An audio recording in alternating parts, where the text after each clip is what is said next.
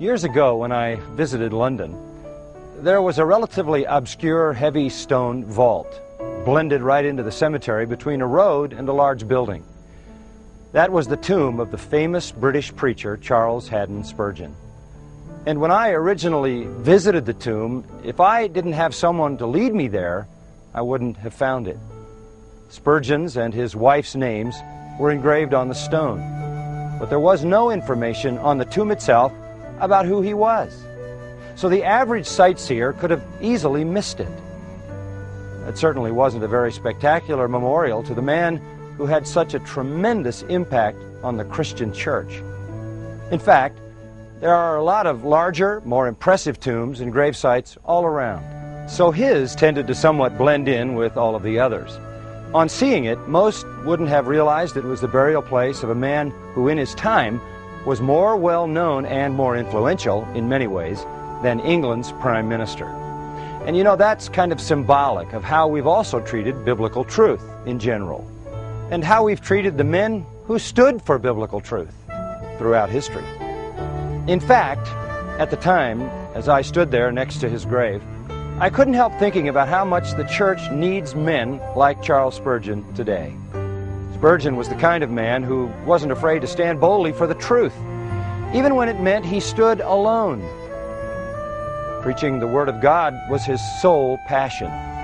He believed the church's tolerance of real preaching was already beginning to decline in his day because he looked around and saw that some ministers were experimenting with alternative approaches and shorter messages in order to be more relatable and to draw bigger crowds.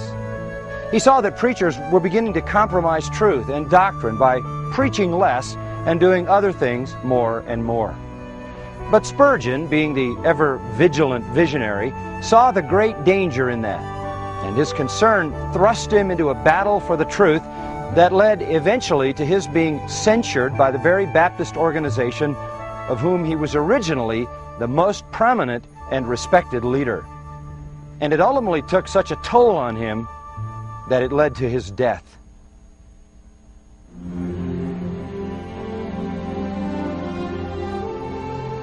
In other words, Charles Spurgeon thought that this issue of whether he should stick to the straightforward, God-ordained method of preaching in order to save souls, or move on to more relevant and interesting and entertaining methods, was so important that the battle for it actually negatively impacted his health and eventually cost him his life. One would hope that his fight and his death weren't in vain. But at times it's tempting to question that.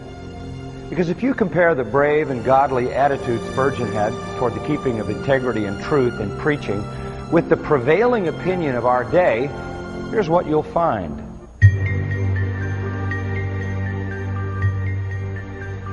Spurgeon's concerns were diametrically opposed to the perspective that is most common today. Let me give you a quick example.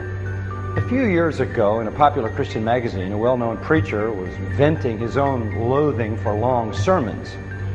January 1st was coming, so he resolved to do better in the coming year. And this is what he wrote.